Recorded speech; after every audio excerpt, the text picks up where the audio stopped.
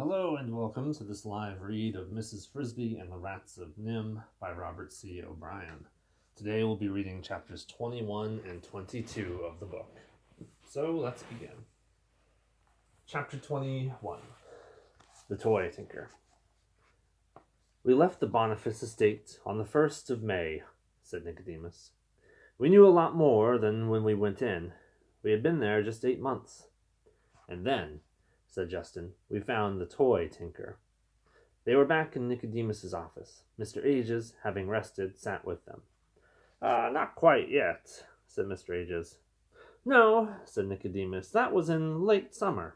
When we first got out, we began searching for a place to live permanently, or at least a place where we could stay as long as we wanted. We had a pretty clear idea of what we were looking for.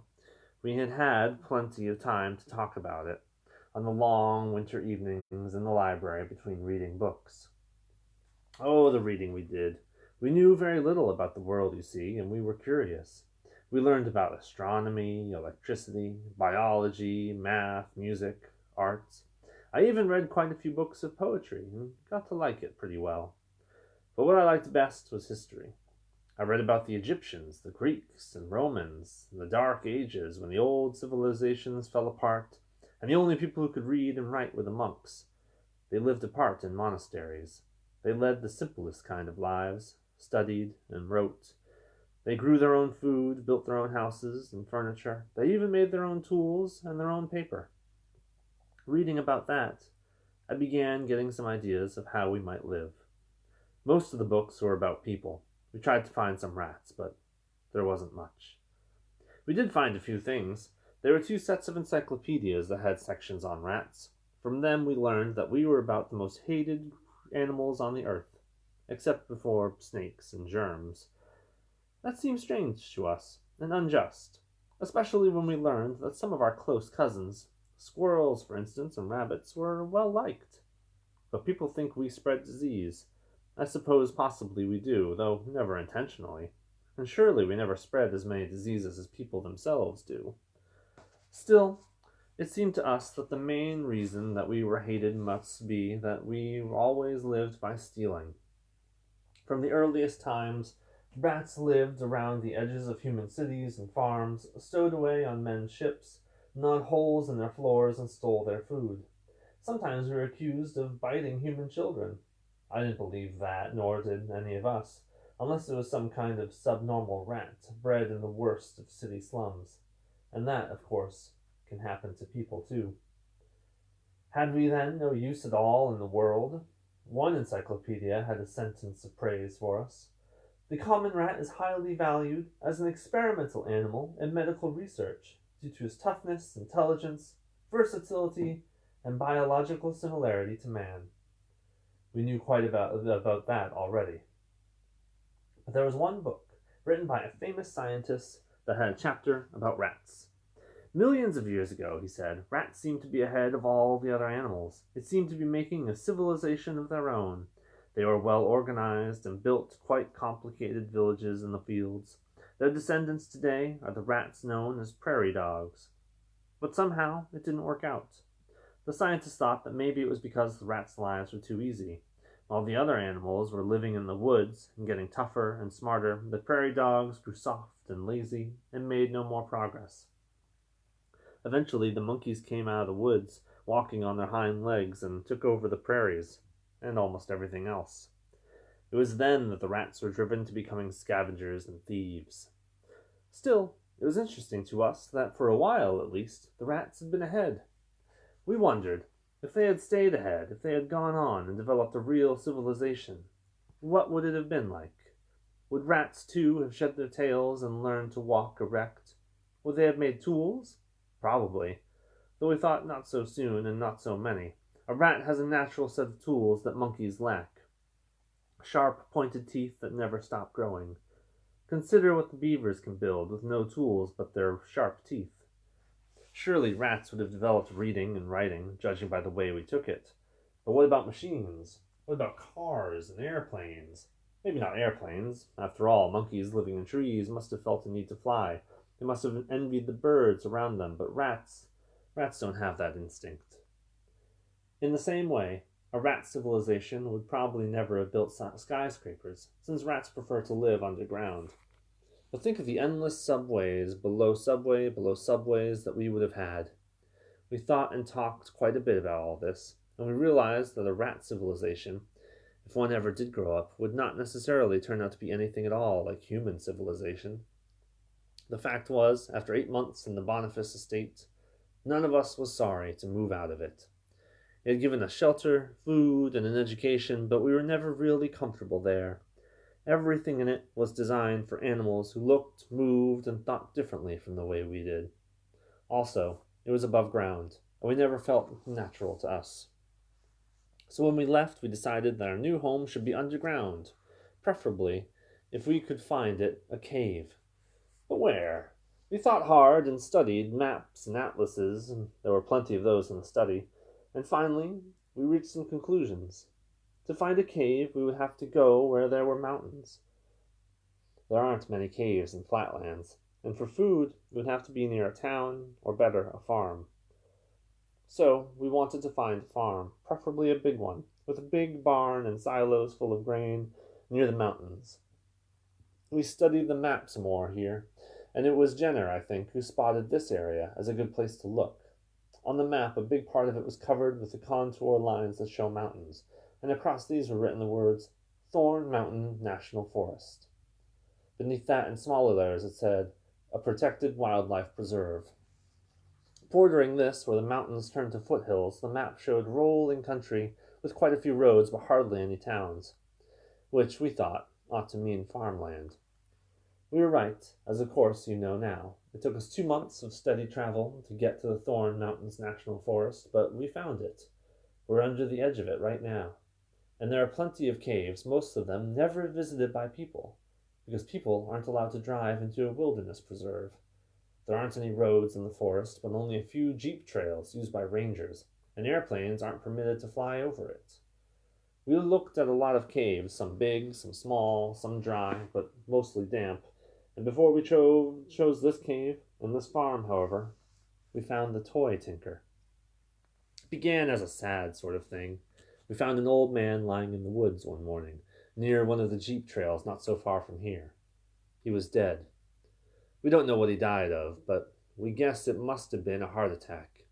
He was dressed in a black suit, old-fashioned in style, but neat, not ragged. His hair was white, and his face looked gentle. I wonder who he was and where he was going, Justin said. Well, whoever he was, Jenner said, he wasn't supposed to be in here at all. We ought to bury him, I said.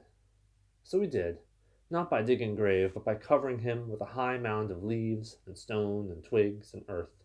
It was in gathering material for this mound that Justin made the second discovery. He was back in the bushes, out of sight. Look here, he called. I found a truck. It was an ancient truck with a small round hood, but had been lovingly polished and was wonderfully shiny. The body, which was square and large, had been rebuilt and painted red and gold. It had little windows with white curtains between them, lettered in gold. It was signs. The Toy Tinker. Toys, repairs, hobby kits, model sets, electrical toys, all work guaranteed. Obviously, the truck had belonged to the old man. He was a peddler and mender of toys. The red and gold wagon was his shop and his home. He had driven into the woods to camp for the night. It was against the law, of course, so he had concealed the truck behind some bushes off the trail, under a big tree. We could see where he had made a campfire, carefully surrounded it with stones, and clearing away the brush so that he wouldn't set the woods on fire. Beyond the beech tree, a narrow brook flowed. It was a peaceful spot. We could see what had probably caused the old man's death.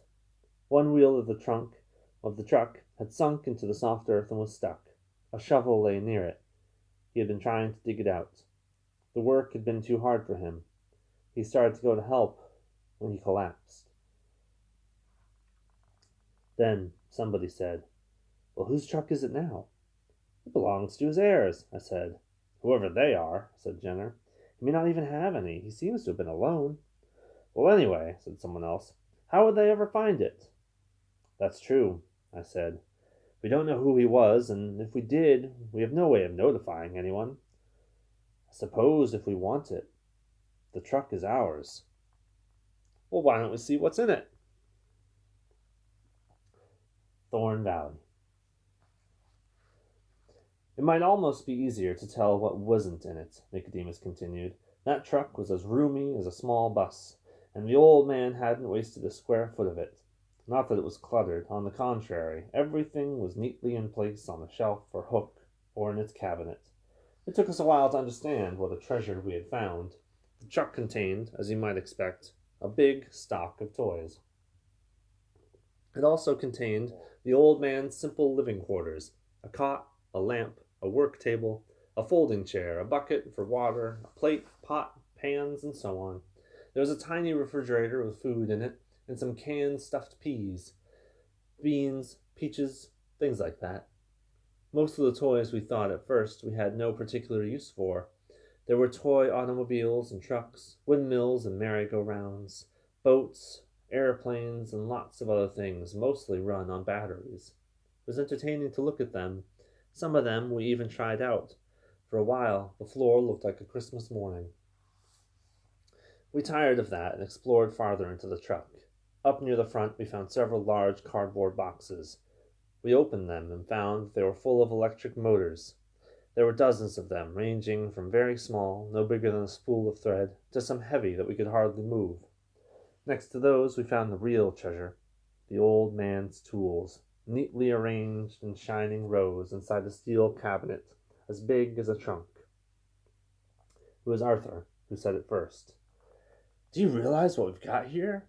We could open our own machine shop. With these tools and all these motors, we could make anything we wanted." "We could," said Jenner, "except you've forgotten one thing." "What's that?" "We have no electricity. The old man couldn't have run off tools off batteries. The small toy meters maybe, but not the real ones, not the power tools. He had to plug these into a house current." There was a long coil of heavy black cable hanging from a hook on the wall. It had a plug on one end and a socket on the other. Another rat spoke up, a rat named Sullivan. He was a great friend of Arthur's, and like him, he had a particular interest in engines and electricity.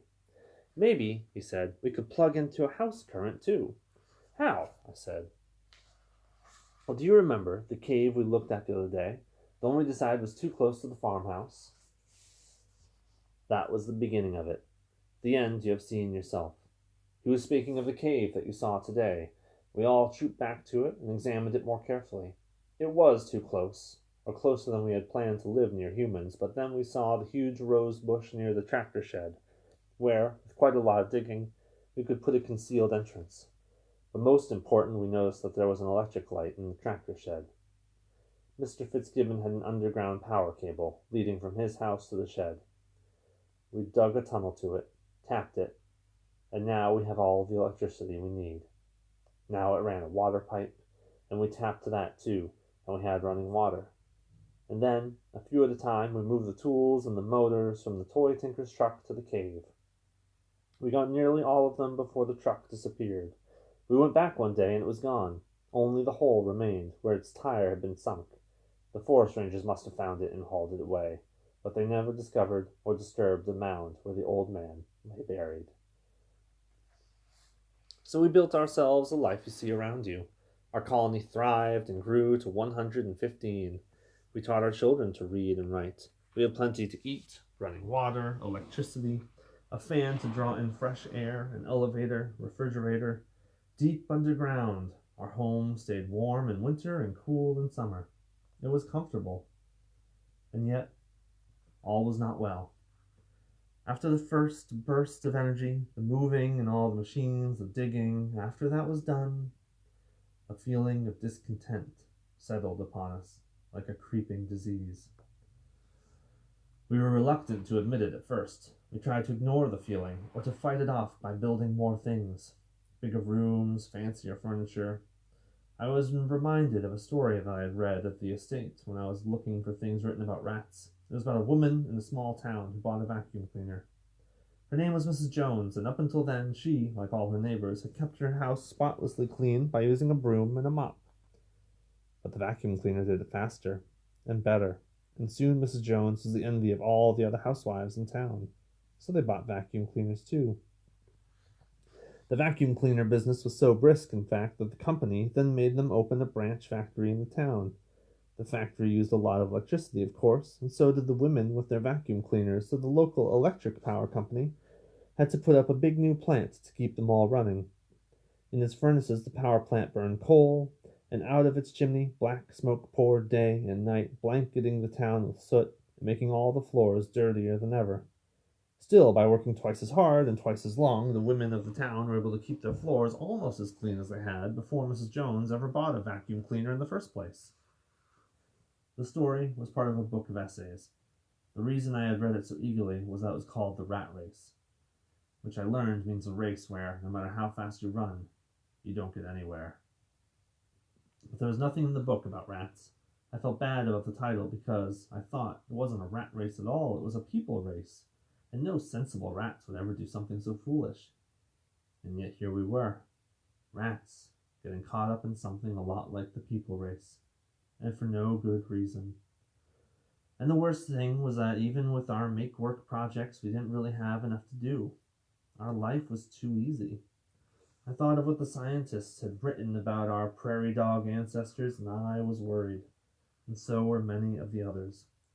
We called a meeting, indeed a whole series of meetings, extending over more than a year. We talked and argued and considered, and we remembered our evening in the libraries when we had wondered what a rat civilization would be like. Oddly enough, Jenner, my best friend, took little part in these discussions. He remained rather glumly silent and seemed disinterested, but most of the others felt as I did, and slowly some things became clear. We saw our problems, and we figured out, as well as we could, what to do about them. First, we realized that finding the truck, which had seemed like such an enormous stroke of luck, had in fact led us into the very trap we should have avoided. As a result, we were now stealing more than ever before, not just food, but electricity and water. Even the air we breathed was drawn in by a fan run by stolen current. It was this, of course, that made our life so easy that it seemed pointless. Second, there was always the fear in the back of our minds that we might get caught, or perhaps not get caught. We took preparations against that, so much as found out. Mr. Fitzgibbon was surely aware that some of his crops were being removed, and as our group grew larger, we would have to take more and more. Already he had begun lining some of his grain bins with sheet metal. That didn't bother us particularly. We knew how to get the doors open. But suppose he should take to locking them. There was, however, a hard answer. I began taking long walks in the forest. I had an idea in the back of my head. Sometimes I went alone, but sometimes with others I went. On one particular day I went with Jenner. I hadn't yet told him about my idea, nor did I on the morning we set out, but merely proposed a direction. We took along enough food for lunch, and I remember that it was autumn, a bright, cool day. The leaves made a rustling sound, and when the wind blew, some of it were turning yellow. In my walks, I had been exploring the jeep trails, trying to find out where they went and where they didn't go, trying to find the wildest parts of the forest, places where not even the rangers went. A few times I tried asking for information. I asked 2 squirrels, for instance, if they knew what lay on the other side of the mountain, but they were silly, fearful creatures. After looking at me in surprise, they both scurried up an oak tree and scolded senselessly in loud voices, shaking their tails, until I left. I asked some chipmunks, and they were more polite. They couldn't answer my question, but advised me to ask the birds. More specifically, one bird, a very old owl. They even told me how to find the enormous tree in which he lived. This was the beginning of my acquaintance with the owl. He knew every tree, every trail, every stone in the forest. He was not naturally friendly towards rats or mice either, but when I told him about our life at Nimh and our escape, he grew interested. Though he didn't say, I think he had already been watching some of our activities from the air in the evenings. Anyway, he was curious and listened carefully when I told him about our problems and my ideas for solving them. I have talked to him many times since. It was he who told me about Thorn Valley. The valley lies deep in the forest beyond the big tree. The jeep trails don't cross it, nor even go close to it. The mountains around it are forbidding, too steep and rocky even for the jeeps. Yet the bottom of the valley is level and broad and nearly a mile long. Steep cliff walls surround it. There are 3 ponds or small lakes in it, and apparently they are fed by springs, for they never dry up. On clear days, the owl said, he sometimes saw small fish swimming in them. I thought, could rats weave fish nets or make fish hooks?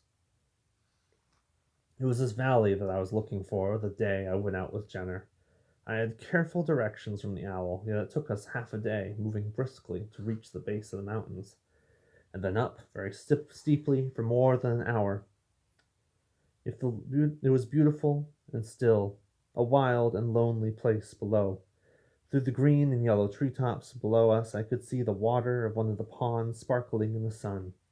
I got the idea that my eyes, our eyes, were the first ever to see it. Yet that wasn't true, for as we descended into the valley, a deer suddenly appeared in the trees ahead and went bounding off down the slope. There were wild animals there. I wondered if they even suspected that outside these walls and mountains there were cities and roads and people. Most of the valley floor was in the forest, great spreading oak and maple trees. But near one of the ponds, I saw what I had hoped to find, a large natural clearing, a glade where only coarse grass and wild flowers grew, and some clumps of black raspberry bushes. We could live here, I said to Jenner. I suppose we could, he said. It's a beautiful place, but it's a long way from the barn. Think how far we'd have to carry food. And no electricity. We could grow our own food, I said. I started to add, but didn't. And maybe someday make our own electricity if we decided we wanted to. We don't know how. Anywhere, where would we grow it? Right here. It would be easy to clear away these weeds and bushes, and if we dug into that mountainside, under those rocky ledges, we'd have all the cave space we needed. Dry, warm, with a good roof. There could be more than enough room for 1,000 of us. There aren't 1,000 of us, Nicodemus. Yes, but there might be someday. But why? Why move? We've got a better place to live right now. We've got all the food we want. We've got electricity and lights and running water. I can't understand why everybody talks about changing things. Because everything we have is stolen. That's silly. Is it stealing when farmers take milk from cows or eggs from chickens? They're just smarter than the cows and chickens, that's all. Well, people are our cows. If we're smart enough, why shouldn't we get food from them? It's not the same. Farmers feed the cows and chickens and take care of them. We don't do anything for what we take. Besides, if we keep it up, we're sure to be found out. Oh, what then? What if we are? People have been trying to exterminate rats for centuries, but they haven't succeeded. We're smarter than the others. What are they going to do? Dynamite us? Let them try. We'll find out where they keep the dynamite and use it on them. Well, then we'd really be found out. Don't you see, Jenner? If we ever did anything like that, they'd figure out who we are and what we know. Then only 2 things could happen. They'd hunt us all down and kill us, or they'd capture us and put us in some sideshow, or maybe even take us back to Nimh. This time we'd never get away. I don't believe any of that, Jenner said. You've got this idea stuck in your head. We've got to start from nothing and work hard and build some rat civilization. I say, why start from nothing if you can start with everything? We've already got a civilization, Nicodemus. No, we haven't. We're just living on the edge of somebody else's, like fleas on a dog's back. If the dog drowns, the fleas drown too. That was the beginning of an argument that never had a satisfactory ending. Jenner would not yield to my point of view, nor I to his. It wasn't that he was lazy and didn't want to work. He was just more cynical than the rest of us. Stealing did not bother him. He was a pessimist. He never believed that we could really make it on our own. Maybe he was right. But I and most of the others felt that we must at least try. If we fail, well, I suppose we must come back here, or find some other farm. or eventually forget all that we learned and go back to stealing garbage. So we began working on the plan. It has been a long time coming. 3 years ago this spring, we started watching Mr. Fitzgibbon to learn what he did, how he did it, to bring food out of the earth. We collected books and magazines on farming. We discovered early that in order to stop stealing, we would, for a while, have to steal more than ever. We've laid up a 2-year food supply, so that even if we don't succeed in growing a good crop the first year, we won't go hungry. We've got 2/3 of it moved to Thorn Valley already. We've dug a dry cave to store it in, under one of the big rocks. We've got seeds, we have our plows, we've cleared and cultivated part of the land near the pond, and in a few days, we'll begin our first planting. We've even dug some irrigation ditches in case there's a drought. We have a schedule worked out, sort of a countdown, and by early June, we will be out of this cave and out of Mr. Fitzgibbon's barn. I hope, forever. All right, well, that's the end of that chapter, and that's the end of the reading for today. Come back tomorrow at 1:30. We'll read the next 2 chapters of Mrs. Frisby and the Rats of Nimh. I hope you are all staying healthy, safe, and I'll see you tomorrow.